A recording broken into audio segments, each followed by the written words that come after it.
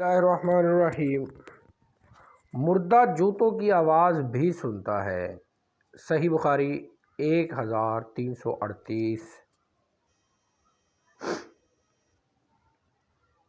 حضرت انس بن مالک رضی اللہ تعالیٰ عنہ سے روایت ہے، وہ نبی صلی اللہ علیہ وسلم سے بیان کرتے ہیں کہ آپ نے فرمایا، جب بندے کو اس کی قبر میں رکھ دیا جاتا ہے اور اس کے ساتھی دفن سے فارغ ہو کر واپس ہوتے ہیں تو وہ ان کے جوتوں کی آواز سنتا ہے۔ اس وقت اس کے پاس دو فرشتے آتے ہیں اور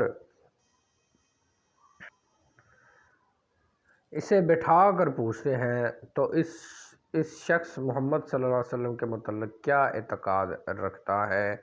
اگر وہ جواب دے میں گواہی دیتا تھا کہ وہ اللہ کے بندے اور اس کے رسول ہیں، تو اسے کہا جاتا ہے تو اپنے دوست کی مقام کو دیکھ، اس کے عوض اللہ تعالیٰ نے تجھے جنت میں ٹھکانہ دیا ہے۔ نبی صلی اللہ علیہ وسلم نے فرمایا، وہ دونوں مقامات کو دیکھتا ہے، لیکن کافر یا منافق کا یہ جواب ہوتا ہے، میں کچھ نہیں جانتا، جو دوسرے لوگ کہتے تھے وہی میں کہہ دیتا تھا۔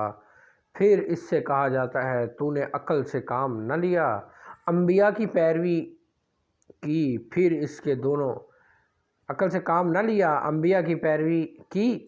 پھر اس کے دونوں کانوں کے درمیان لوہے کے ہتھوڑے سے ایک ضرب لگائی جاتی ہے کہ وہ چیخ اٹھتا ہے۔ اس کی چیخ و پکار جن و انس کے علاوہ اس کے آس پاس کی تمام چیزیں سنتی ہیں۔